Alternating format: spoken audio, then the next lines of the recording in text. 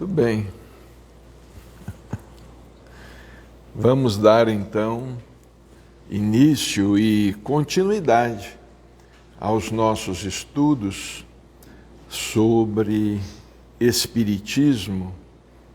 Eu estava instantes antes ouvindo as canções, lendo aqui o texto de Kardec, ou os textos de Kardec, que estão aqui em A Gênese, pensando na maravilha que é a vida, as leis da vida, pensando que nós, a espécie humana, existe há séculos e há séculos, há centenas de séculos, pensando na origem da vida, sobre a terra, da vida vegetal, da vida animal, como as leis da vida são magnânimas e como é que nós podemos, às vezes, duvidar dessas leis que dizem respeito à evolução, dizem respeito ao progresso. Nós estamos evoluindo, isso é certo. Estamos em evolução. Existem leis que nos fazem avançar, que nos fazem crescer. E nós vamos aqui encerrar deste capítulo 11, Gênese Espiritual, o que Kardec escreveu sob a inspiração dos Espíritos, união do princípio espiritual e da matéria. Como é que houve esta união? Como é que ocorreu este fenômeno? Evidentemente que nós estamos muito distantes de conhecer detalhadamente tudo. Nós ainda não temos capacidade intelectual, capacidade espiritual para tanto. A própria doutrina espírita é dinâmica. Como os espíritos nos dizem, o espiritismo começou com Kardec, na condição de doutrina codificada. Começou com Kardec, embora o espiritismo seja tão velho quanto o mundo. Os espíritos nos dizem que o espiritismo, o que o constitui, o espiritismo é tão velho quanto o mundo, porque o espiritismo estuda as leis da criação, as leis da natureza. Nós podemos dizer que o espiritismo sempre existiu, mas passou a existir como doutrina codificada, ou seja, através dos livros do Pentateuco. Passou a existir para nós no século XIX, começando com a publicação de O Livro dos Espíritos. E Kardec diz aqui, sendo o corpo exclusivamente material, ele está falando sobre o nosso corpo, sofre as vicissitudes da matéria. Tudo que é material passa por uma evolução e depois por uma desintegração. Tudo o que é matéria. Vejamos uma árvore, os animais, não é? Os rios, as fontes, tudo que é matéria está sujeito a uma modificação, ou seja, a ação do tempo. A ação do tempo. mas nós aprendemos que nada desaparece. Nada desaparece. O vazio absoluto, ele não existe. Tudo está cheio de vida, repleto de vida. Nada desaparece. Escreveu um cientista, Lavoisier, em A Natureza, nada se cria, nada se perde, tudo se transforma. A criação divina, dentro da criação divina, tudo vai se transformando. Vejamos bem, André Luiz, no livro Evolução em Dois Mundos, ele nos fala de espíritos que existem no plano, eles são co-criadores em plano maior. São co-criadores em plano maior. E existem espíritos que são co-criadores em plano menor. Nós criamos, utilizando a matéria, nós criamos. Nós criamos através do pensamento. Interessante que as pessoas às vezes dizem que no mundo espiritual só existe a vida em forma de pensamento. Dizem que, por exemplo, nosso lar é uma cidade fictícia, não é uma cidade real. Mas vejamos bem, o que existe na Terra que não seja criação do pensamento? O que existe sobre a Terra que não seja criação do pensamento?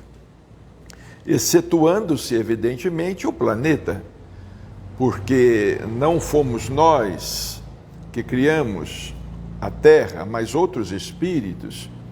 Os espíritos que são co-criadores em plano maior, vamos dizer assim, os ministros divinos, os arquitetos, os engenheiros cósmicos que criaram a Terra, assim como nós somos capazes de criar uma casa, de criar um edifício, de criar uma cidade. Nós somos capazes de criar um país, não é? Não do ponto de vista geográfico, mas nós somos capazes, o homem é capaz de criar um país. O Brasil é um país que foi criado, começou a ser criado pelos portugueses e contou com a colaboração de muitos que para cá vieram e o país foi criado. Muitas cidades maiores, cidades menores. Pensar que isso foi feito, tudo foi feito tijolo a tijolo, gota de suor a gota de suor.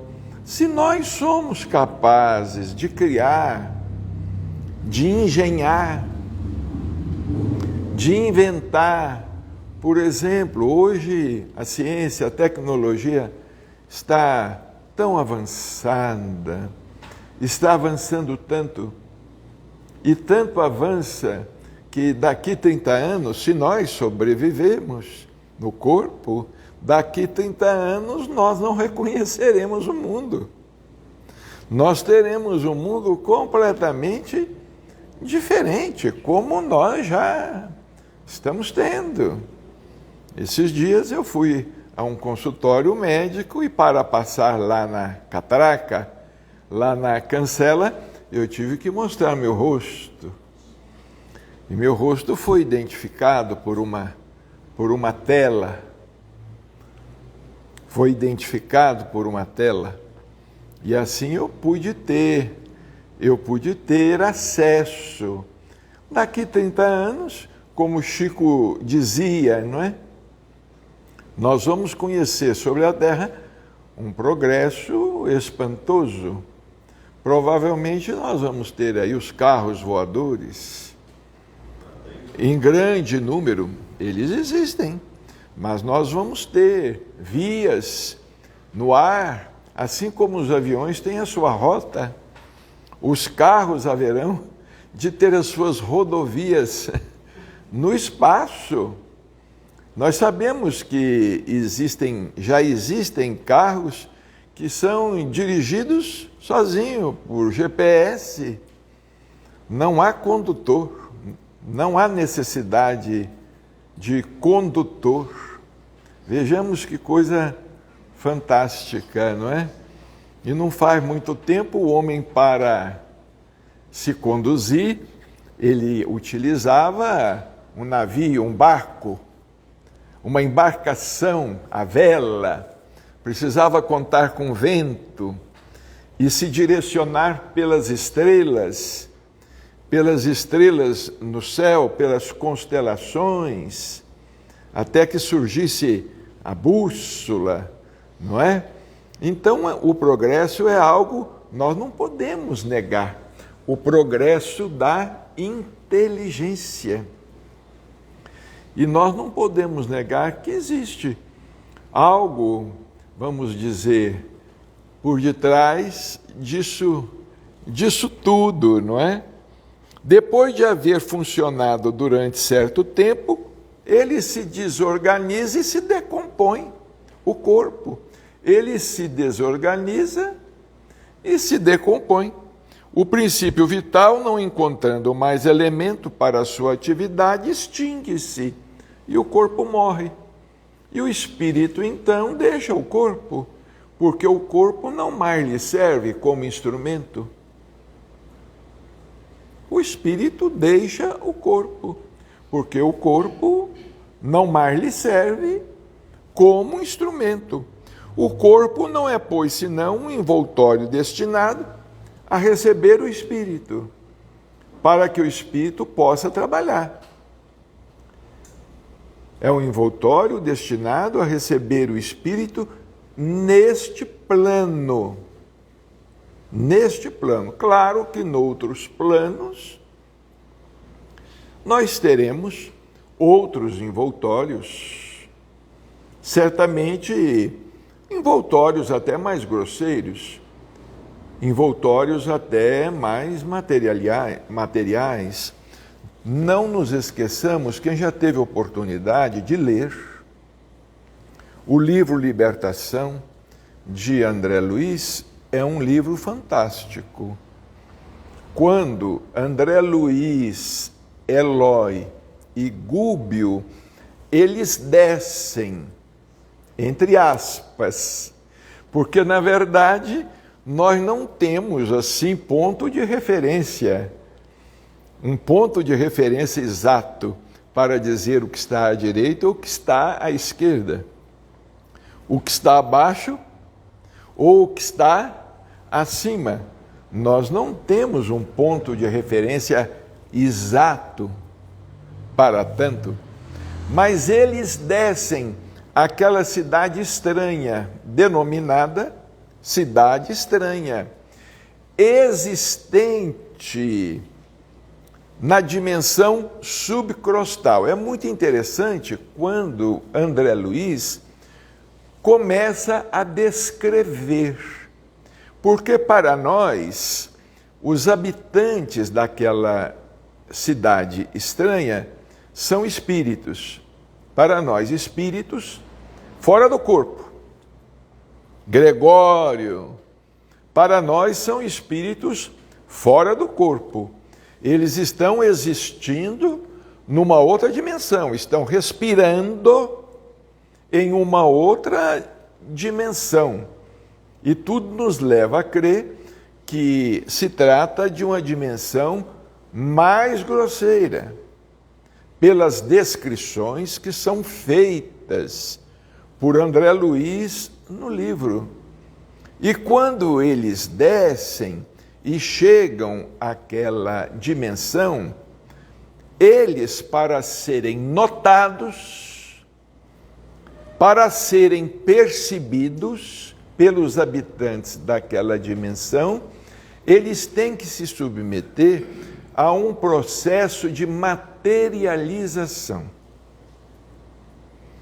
André Luiz descreve com detalhes vívidos, com detalhes muito impressionantes, a materialização.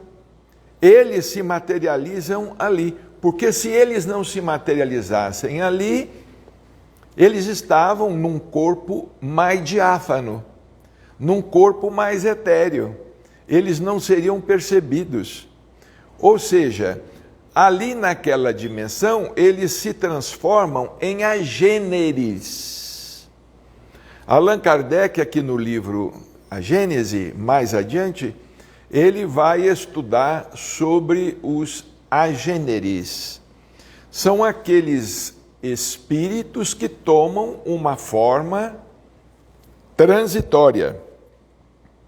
Uma forma transitória a fim de serem percebidos no meio em que eles se manifestam.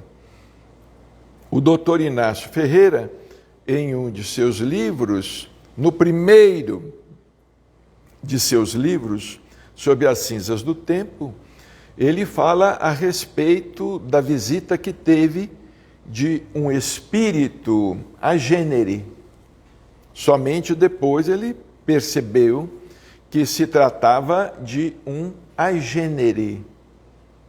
Vejamos então, Gúbio, André Luiz e Eloy, eles começam a respirar, a inalar. Eles começam a respirar naquela dimensão. Vamos dizer assim, o fluido cósmico ali que se manifestava naquela dimensão, eles começam a inalar mais profundamente e eles vão passando por uma transfiguração gradativa. Eles vão se transfigurando e de repente eles se tornam como os habitantes daquela dimensão. E é assim que eles conseguem entrar naquela cidade. Vejamos, aqui na Terra também nós temos os fenômenos de materialização. São muito raros, mas os fenômenos de materialização, eles existem. No mundo espiritual também existem fenômenos de materialização. É impressionante quando nós falamos com as pessoas a respeito, sendo que os livros de André Luiz existem já há tantas décadas. Nosso Lar, por exemplo, é da década de 40. Muitos dos livros de André Luiz são da década de 40, outros da década de 50, alguns da década de 60. No livro, vamos citar apenas um, no livro Obreiros da Vida Eterna, André Luiz descreve a materialização de um espírito, quer dizer, no plano em que ele estava, ali naquela dimensão umbralina, no umbral superior, não é? Naquela região umbralina limítrofe com outra dimensão. Ele descreve a materialização de um espírito que vem de uma dimensão mais alta ainda. De um espírito que vinha de uma dimensão mais alta e se materializa ali no mundo espiritual. Porque a mediunidade, ela existe em toda parte, em todas as dimensões. Nós temos sempre os intermediários. Ora, se Jesus, ele é considerado por André Luiz na condição de médium de Deus, de médium divino, médium de Deus. A mediunidade existe em toda parte. E ela existe cada vez mais desenvolvida. Ela existe cada vez mais bela. Ela existe cada vez, vamos dizer assim, mais desenvolvida mesmo, não é? Com outras percepções, com os espíritos adquirindo percepções que nós estamos... Por exemplo, nós falamos que a mediunidade é o sexto sentido, mas é possível que nós tenhamos um sétimo, que nós tenhamos um oitavo, que nós tenhamos um nono sentido, um décimo sentido. É possível que nós tenhamos N sentidos a serem desenvolvidos. Mas a mediunidade é um sentido para nós, vamos dizer, que nós estamos desenvolvendo ainda muito primitivamente, como fala o Dr. Odilon Fernandes. Em matéria de mediunidade, agora é que nós estamos saindo da caverna, não é? Então, quando o espírito percebe que o corpo não lhe oferece mais, quando ele percebe, aqui Allan Kardec está se referindo ao espírito que toma consciência, porque existem aqueles que custam a tomar consciência de seu desenlace. Existem aqueles que permanecem presos aos seus despojos. Existem aqueles que se não desligam facilmente. O corpo não é, pois, senão um envoltório. A receber o espírito, desde então pouco importa a sua origem e os materiais dos quais ele é construído. Quer o corpo do homem seja ou não uma criação especial, nem por isso deixa de ser formado pelos mesmos elementos que os dos animais. Não é? Pelos mesmos elementos. Os elementos que formam o corpo humano, que constituem o corpo humano, em sua essência, são os elementos que constituem os corpos dos animais, animado pelo mesmo princípio vital. Em outras palavras, aquecido pelo mesmo fogo, está entre parênteses, assim como é iluminado pela mesma luz, sujeito às mesmas vicissitudes e às mesmas necessidades. Sob este ponto não há contestação. Se apenas considerarmos a matéria fazendo abstração do espírito, o homem não terá nada que o distinga do animal. Se tirarmos a inteligência, o espírito, o que é que nos distingue do animal? Nós somos como um animal, pelo corpo. Somos como um dragão de Komodo. Hoje eu ainda estava vendo um dragão de Komodo, não é? Engolindo, assim, parecia ser um antílope inteiro. Como nós sabemos que a sucuri, não é? A cobra é capaz de engolir, às vezes, um bezerro, engolir uma criança, até um homem, engolir uma pessoa. Então, vejamos, o que nos distingue é a inteligência, é a razão, o que nos distingue dos animais, não é?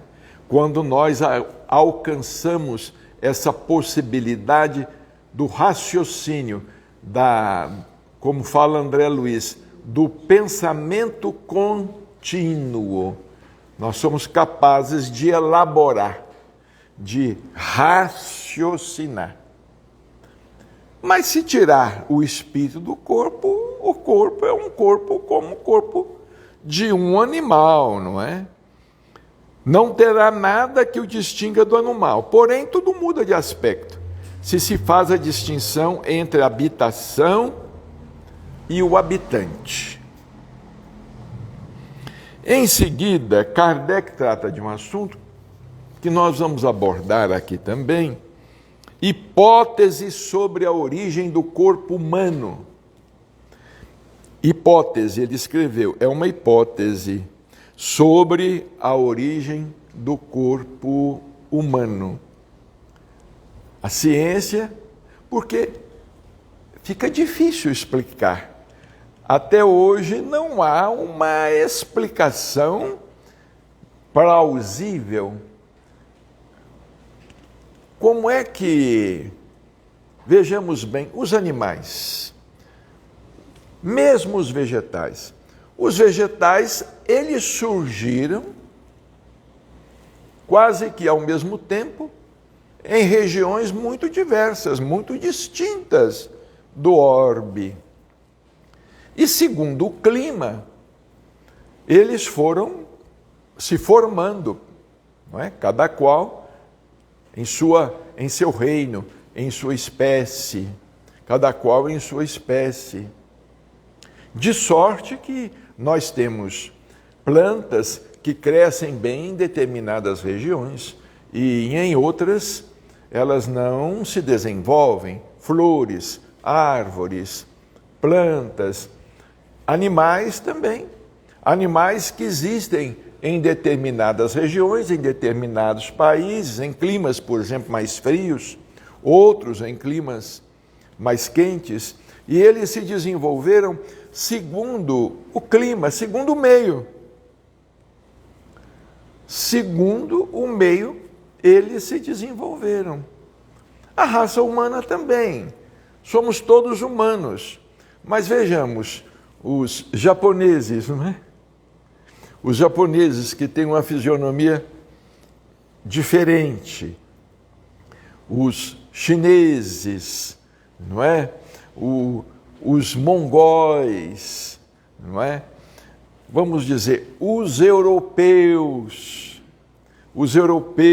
não é? Os habitantes da África, não é? A cor, o problema da pigmentação, não é? O problema da fisionomia,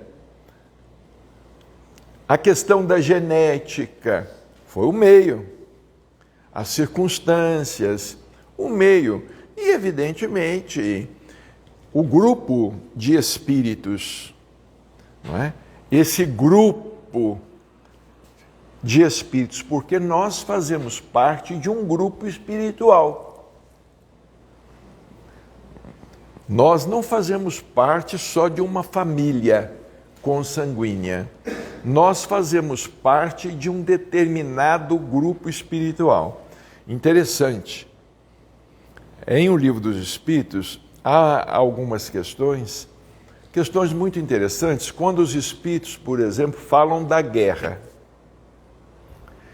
Quando os espíritos dizem que às vezes a guerra se torna necessária, vejamos. Eles dizem assim, a guerra se torna necessária às vezes para a libertação de um povo. E às vezes essa guerra também se torna necessária por um outro motivo, para espalhar as pessoas, espalhar as gentes pelo mundo, espalhar as raças, para que as raças possam se misturar, para que possa acontecer essa miscigenação. Por exemplo, a raça negra não veio simplesmente por acaso. Ela não foi trazida, vamos dizer assim, para uma parte do mundo considerada mais civilizada ao acaso. Não. Vejamos bem, naquele grande prejuízo imposto à raça negra, que era a escravidão, naquele grande prejuízo havia um propósito. Havia um propósito divino. Vejamos bem, no livro Brasil, Coração do Mundo, Pátria do Evangelho, excelente livro maravilhoso, emocionante, quando Jesus conversa com Ismael e conversa com outros espíritos, não é? Falando a respeito de transplantar a árvore do seu evangelho aqui para a América, não é? E precisava-se de lidadores, de trabalhadores, precisava-se de povoar este mundo novo, não é? Esta terra nova, era preciso. Então, Jesus recomendou àqueles espíritos superiores, a Eliú. Eliú é um dos protetores, um dos maiores sábios do povo judeu. Jesus recomendou a Eliú, a Ismael e a tantos outros espíritos, não é? Daí a nossa ligação com o cristianismo e com os judeus, porque Ismael era filho de Abraão, com Agar. Era o filho que Abraão, por assim dizer, teve fora do casamento, não é? Porque ele não conseguia ter filhos com Sara. Então, para perpetuar a espécie, para que houvesse uma continuação, ele coabitou com Agar, que era uma escrava, e nasceu Ismael. Não é? Vejamos, os judeus e os árabes que não se entendem são filhos do mesmo pai, embora filhos de mães diferentes, mas são filhos de Abraão, não é? E Ismael é o protetor do Brasil. Inclusive dizem que a primeira mensagem recebida de Ismael no Brasil foi através de Dona Maria Modesto Cravo. A primeira vez que ele teria se manifestado, o seu espírito teria se manifestado no Brasil, inclusive, à época, esta mensagem foi enviada à Federação Espírita Brasileira, não é? E se admitiu que a mensagem fosse autêntica. Foi Dona Maria Modesto Cravo, que era uma médium extraordinária, não é? Vamos dizer, discípula de Eurípides Barçanufo, não é? Dona Maria Modesto, que é uma grande trabalhadora, não é? Continua sendo no mundo espiritual. Então vejamos, Jesus recomendou que aqueles espíritos fossem às regiões, às cavernas do mundo espiritual e propusessem aos espíritos daqueles europeus muito comprometidos nas cruzadas, nas guerras religiosas,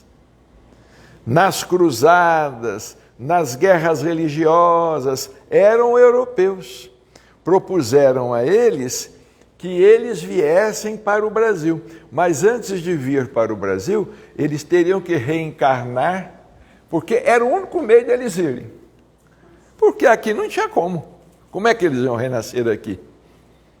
Aqui nós tínhamos apenas alguns portugueses e os selvagens, os índios. Não é? Como é que eles iriam renascer dos selvagens, dos índios, que eram indomesticáveis, que não tinham qualquer civilização? Então, foi proposto àqueles espíritos que Jesus estava dando a eles uma oportunidade de vir para o Brasil, essa terra prometida. Mas primeiro eles teriam que reencarnar onde? Na África. Europeus reencarnando na raça negra. Os vikings, não é? Aqueles homens altos, guerreiros, de cabelos claros, pele clara, aqueles bárbaros, não é? Considerados bárbaros, outros vândalos, das guerras, etc., etc., das invasões, aqueles guerreiros das cruzadas que tinham praticado tantas e tantas impiedades em nome do Cristo, incendiado cidades, saqueado, matado mulheres, crianças, estuprado mulheres, jovens, e tinham fervido muita gente nos caldeirões, ateado fogo em muita gente. Eles precisavam reencarnar lá e vieram para cá. Então vejamos, houve um propósito. Isso está narrado no livro Brasil, Coração do Mundo, Pátria do Evangelho, que existem alguns adeptos da doutrina que também não aceitam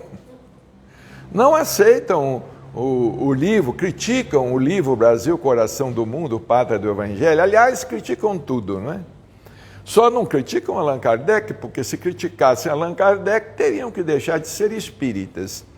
E como convém a eles continuarem na condição de espíritas, porque não há outra doutrina do pensamento tão adiantado, na atualidade não temos, então eles continuam apenas com Kardec. Então existe essa hipótese sobre a origem do corpo humano, não é? Os animais também surgindo, como é que os homens surgiram ao mesmo tempo, não é? Lá no Antigo Testamento nós percebemos que não começou só com Adão e Eva. Ali, vamos dizer, é uma imagem, ali é para que nós façamos uma interpretação, que nós estudaremos mais tarde, da chamada raça adâmica, do que Kardec chamou de raça adâmica, não é? Eles tiveram, Adão e Eva tiveram os seus filhos, eles depois, Caim, Abel, Sete, e depois quando saíram para outras regiões, já encontraram outras regiões que já eram povoadas. Já eram povoadas com outros povos, outras raças. Quer dizer que o corpo humano, ele surgiu em muitos lugares. Mas como é que ele surgiu? Geração espontânea? Será que ele brotou da terra? Será que o homem brotou da terra? É o que Kardec estuda aqui. E é algo muito sério. Da semelhança de formas exteriores existentes entre o corpo do homem e do macaco, vejamos, entre o homem e o macaco, nós já falamos aqui, os seres humanos têm 23 pares de cromossomos. Os macacos têm 24 pares. É só um par a mais de cromossomos. É só um par a mais. Os gorilas, os orangotangos, os chimpanzés, não é? Entre o corpo do homem e do macaco, certos fisiologistas concluíram que o primeiro não era senão uma transformação do segundo. Nada há de impossível nisso, nem que afete a dignidade do homem. O homem fala assim, eu vim de um macaco, tem muita gente orgulhosa que não aceita, né? Veio, você foi macaco, macaca.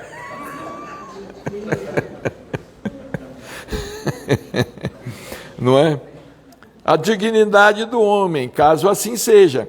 Corpos de macacos teriam sido muito adequados a servir de vestimentas aos primeiros espíritos humanos. necessariamente pouco avançados, que vieram encarnar-se na Terra. Se nós formos observar os primeiros, os humanoides, né? Vamos dizer assim, se nós formos observar os primeiros considerados humanos, não é? Que surgiram na Terra, a diferença entre eles e os macacos é quase nenhuma. É quase nenhuma, não é? Vamos dizer, o homem ele começou a caminhar com os 2 pés, não é? O macaco normalmente ele anda com 4, não é? E dizem que é por isso que nós temos tanto problema de coluna, porque até hoje não acostumamos a andar só com 2 patas. Até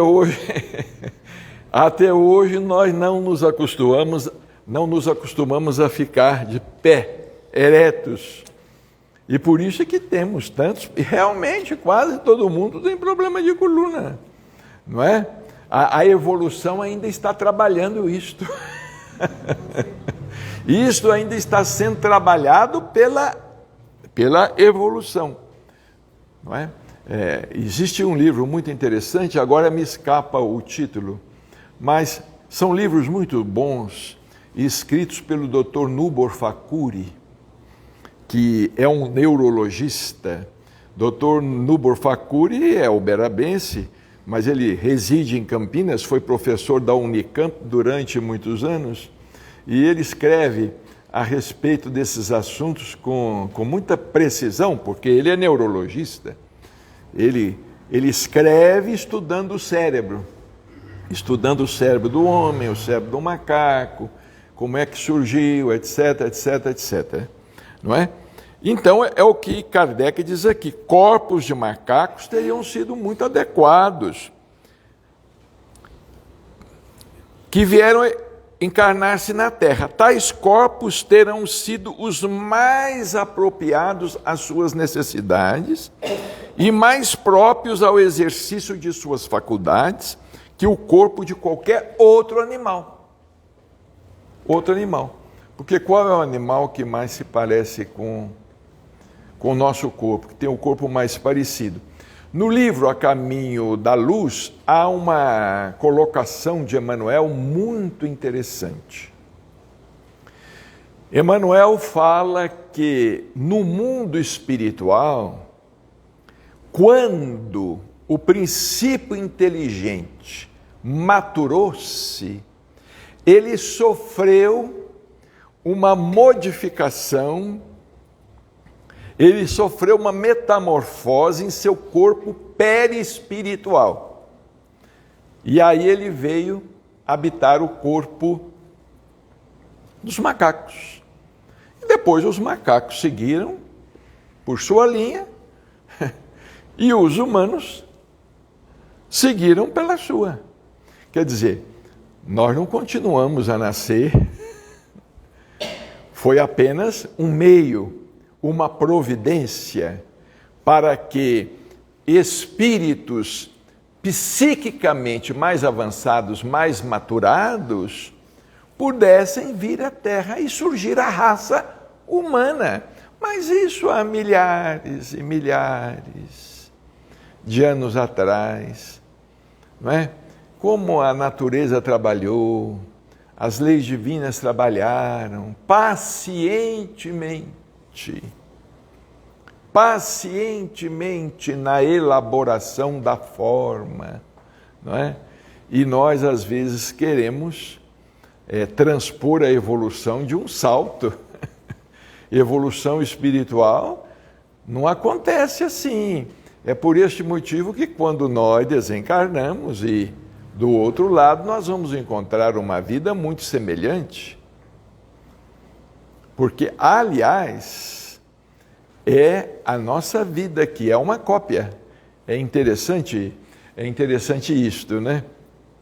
Porque a gente vive falando, os espíritas vivem falando que a vida na Terra é uma cópia da vida do mundo espiritual. Quando os espíritos mostram um mundo espiritual muito semelhante ao mundo material, tem muitos espíritas que arrepiam. Tem muitos espíritas, escuta, mas nós vivemos falando que o mundo espiritual é o mundo das causas, aqui é o mundo dos efeitos. Nós vivemos falando que aqui é papel carbono. Nós vivemos falando que aqui é cópia. Se aqui é uma cópia imperfeita, claro, nós não podemos ter do outro lado uma vida muito diferente. Aliás, não podemos ter, porque a nossa cabeça não acostumaria. Se nós, de repente, nos deparássemos com uma vida muito diversa da nossa, nós não teríamos condições de conviver, de convivência, de relacionamento, uma vida, porque em a natureza nada dá saltos. Agora, existem alguns que dizem assim, não, do outro lado. As cidades são criações mentais, tudo é criação mental. Não tem árvore, não tem rio, é criação mental. André Luiz era um espírito obsessor. André Luiz é um espírito obsessor de Chico Xavier. Se André Luiz era um espírito obsessor de Chico Xavier, a pessoa que falou isso, eu nem sei qual que é o espírito obsessor dela. Eu não sei, deve ser o demônio. Eu nem sei dizer qual é o espírito obsessor da pessoa que fala uma coisa dessa, porque se em a natureza nada dá saltos, vejamos bem, nós às vezes mudamos de casa na mesma cidade, temos dificuldade de adaptação. Nós às vezes mudamos de cidade, não nos acostumamos. Mudamos de país, não nos adaptamos. Muitas vezes não nos adaptamos. E mudando de mundo, se nós encontrássemos um mundo muito diferente, não é? O que é que nós iríamos dizer?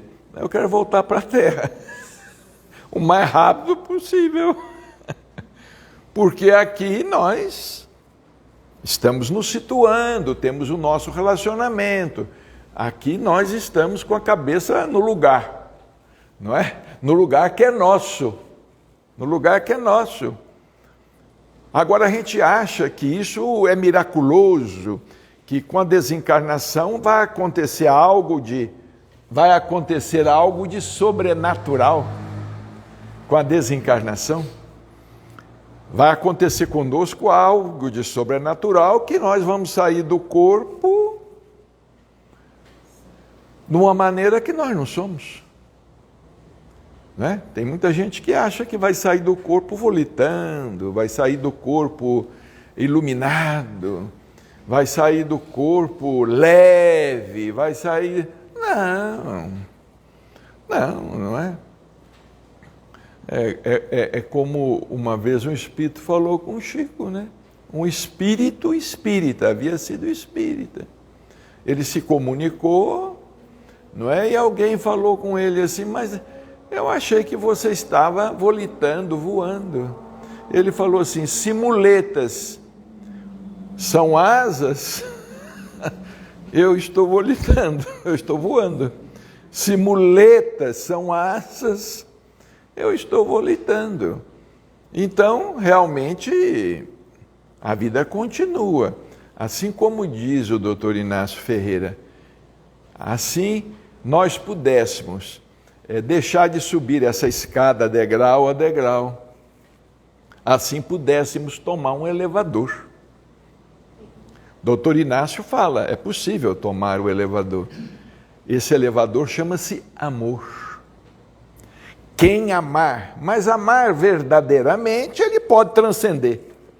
Agora, vamos dizer, meu filho e minha filha, se você não ama com intensidade verdadeiramente, você não vai transcender nada. A sua condição vai continuar sendo uma condição humana. Deixa eu te perguntar, e aquele que a gente passa de lá, né? Mas a gente passa pelo umbral. E essas pessoas que pensam assim? A questão é o seguinte, nós não vamos passar pelo umbral, nós vamos morar no umbral. Nós não vamos passar pelo umbral, nós vamos morar, se tudo correr bem, né? Nós vamos pedir para que a gente fique numa dimensão umbralina, são igual cidades aqui. Aqui no mundo, por exemplo, na Terra, nós não temos países do primeiro mundo, chamado, países do segundo mundo, países do terceiro mundo, países do quarto mundo, e sei lá, países do quinto mundo. Tomara que nós possamos, no mundo espiritual, habitar uma dimensão, eu não creio em dimensão do primeiro mundo, do umbral, não é? Mas pelo menos que nós não fiquemos andando por aí, no meio dos encarnados, dando trombada com os encarnados, não é? E achando que vamos ficar por aqui e coisa e tal.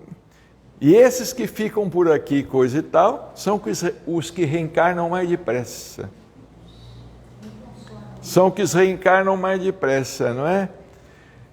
É como tem um ditado, né? Triscou, relou, está reencarnando. Está reencarnando. Bom, nós vamos parar hoje por aqui. Na semana que vem, nós vamos continuar, porque são esclarecimentos muito preciosos para nós. E o nosso Reni vai cantar para nós como se fosse a prece de encerramento, né?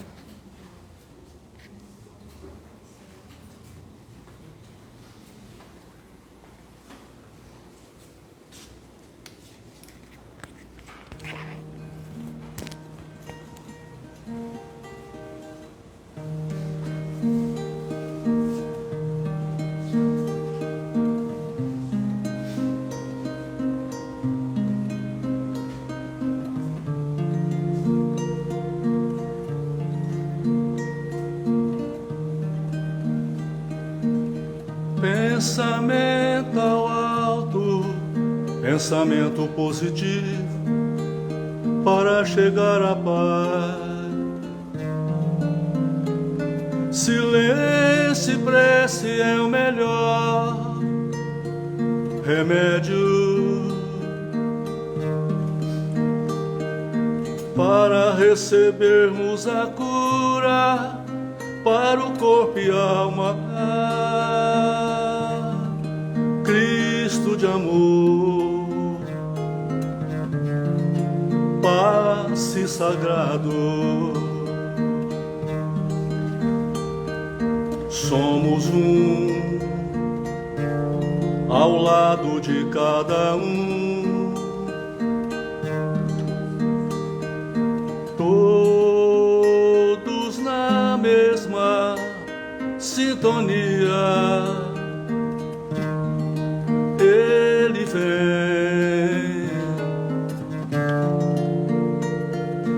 vem, trazendo a cura e alívio para nós.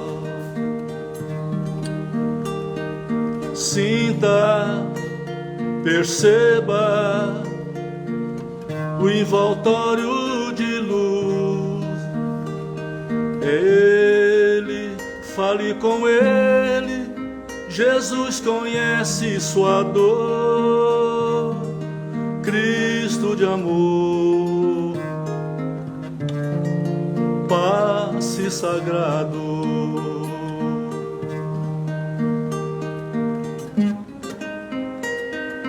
Água bendita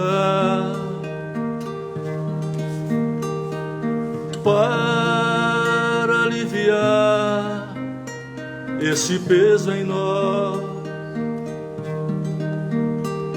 Devemos seguir em preces por esse momento. Cada um pensando no melhor.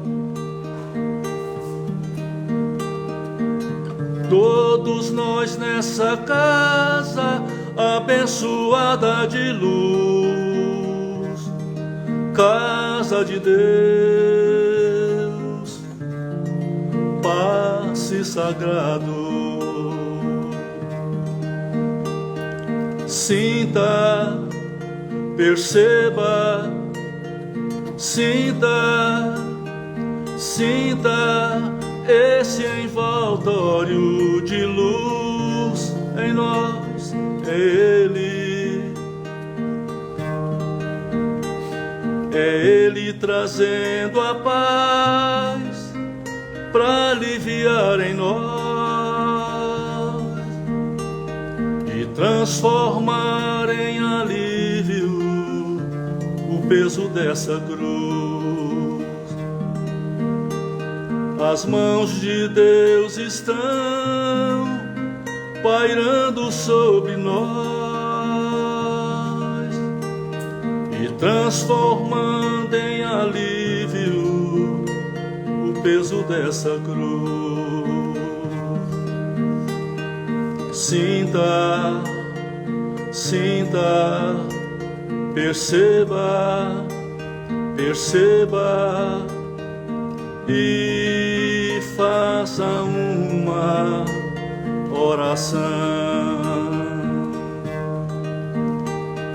Sinta, sinta, perceba, sinta, sinta Jesus no seu coração.